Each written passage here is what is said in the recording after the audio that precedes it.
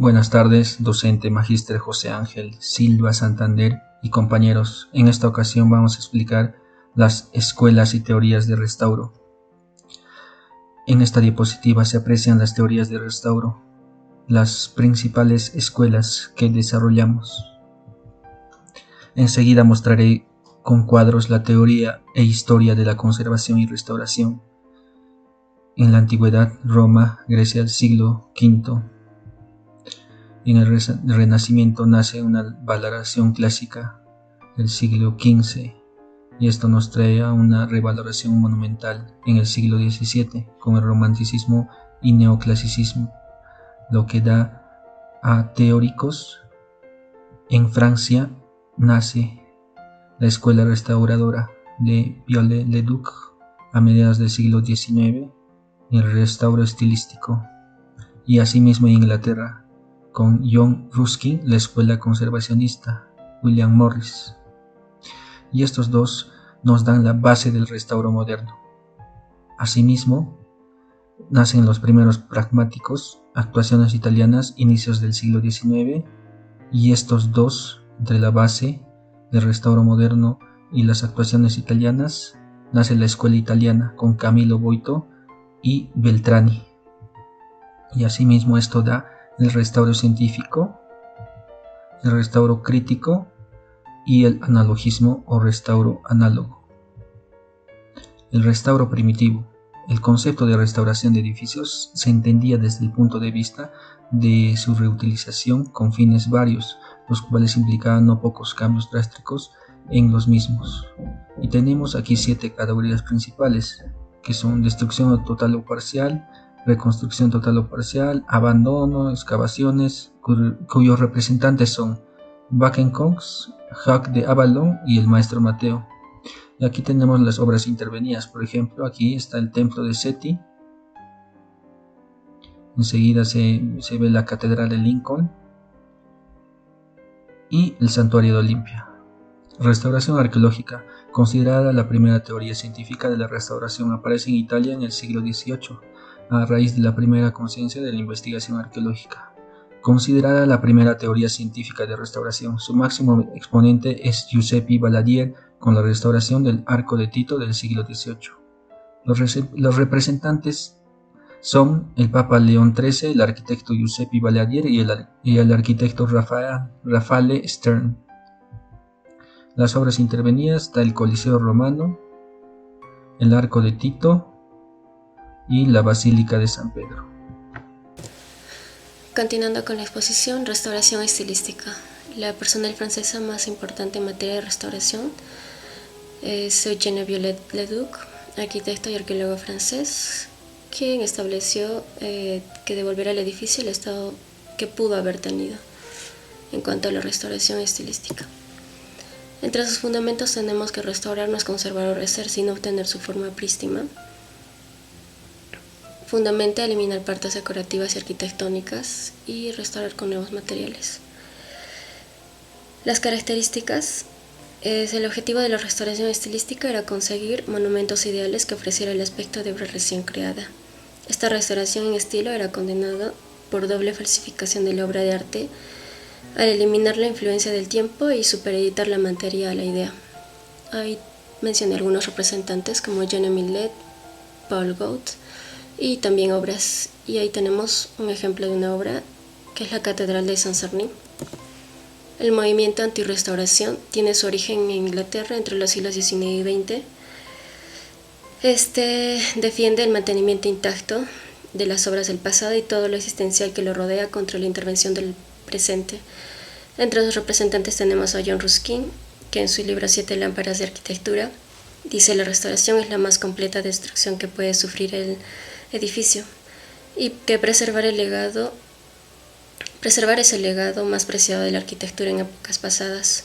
Y tenemos también a William Morris, que defiende el mantenimiento permanente para evitar la degradación de los edificios y así no tengan que someterse a la restauración.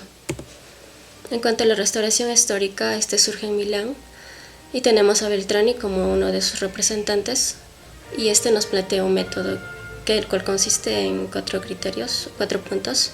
El primer criterio es específico y unitario para cada intervención. Busca la realidad histórica y original del monumento. El siguiente punto es el conocimiento documental, como los archivos, planos, dibujos, pinturas, trazas, etc.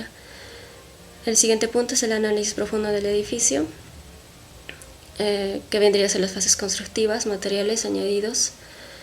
Y el último punto es la recuperación del valor patrimonial, que vendría a ser el significado artístico, simbólico, documental. Este es un método bien planteado, incluso correcto, pero en la práctica fue un desastre, ya que no existía todavía la suficiente capacidad crítica para interpretar las fuentes de manera que se malentendían erróneamente. Entre las obras tenemos el Campanile de San Marcos en Venecia, que tras un derrumbe sin causa se procedió a su recuperación con la intervención del arquitecto Luca Beltrami, que eligió reforzar las escaleras y el soporte donde se apoyaba toda la torre. Por lo tanto, todo el campanario actual tiene la misma forma que tenía, en el año de 1512.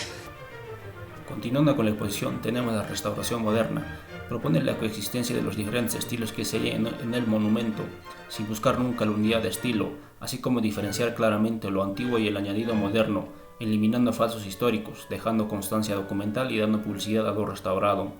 Como representante tenemos a Camillo Boito. Nació el 30 de octubre de 1836 en Roma y murió el 28 de junio de 1914 en Milán.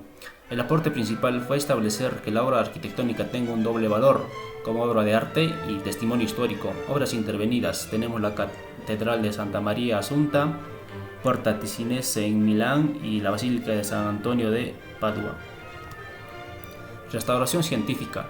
La restauración es una forma que se caracteriza por basarse en ámbitos científicos, para aplicar procedimientos técnicos de conocimiento y evaluación del objeto, así como la selección y ampliación de materiales mediante pruebas y diagnósticos científicos.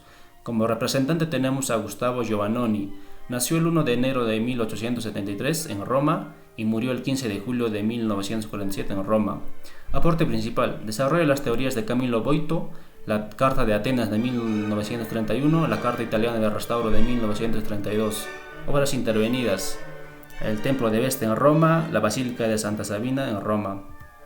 Restauración crítica. El restauro crítico surge como una corriente que contribuyó en gran medida a la construcción teórica de los conceptos de restauración y conservación en la primera mitad del siglo XX.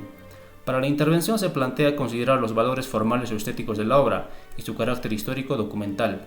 Como representantes que sentaron la base de la restauración crítica tenemos a Roberto Pane, Renato Bonelli. El aporte principal fue su obra titulada Restauro del Monumento de 1944, en la que se afirma la necesidad de mantener un juicio crítico responsable como soporte de la restauración. Los principios fundamentales en los que se basa la restauración crítica son originalidad, diferenciación, reversibilidad, mínima intervención y la cuarta dimensión, que es la restauración. Continuando con la exposición, hoy les voy a hablar sobre la restauración objetiva. Su representante es Antoni González Moreno. Él es arquitecto y es autor de esta restauración objetiva. Él considera como método el servicio de catálogo y conservación de monumentos. Para la restauración objetiva existen 4 fases. Primero, el conocimiento. Segundo, la reflexión. Tercero, la intervención. Y cuarto, el mantenimiento. Dentro de los principios fundamentales del restauro objetivo, considera que el objeto genérico de la restauración es proteger el triple carácter. Se refiere a lo arquitectónico, a lo documental o histórico, o al significativo de los monumentos. Por ende, las obras intervenidas por él están consideradas la iglesia de Sant Cugat de Racó y la iglesia del Col Naguel. Seguidamente, la restauración integral surge a partir de la Carta de Restauración de Ámsterdam en 1975. Anteriormente, la restauración estaba limitada en sí estrictamente al monumento. La noción del patrimonio arquitectónico hoy en día abarcan todos los conjuntos construidos y estas se presentan como una entidad, como un todo. Por ende, la conservación del patrimonio arquitectónico no debe ser considerada como un problema, mas sí debería ser considerada dentro de la planificación urbana y de la ordenación del territorio.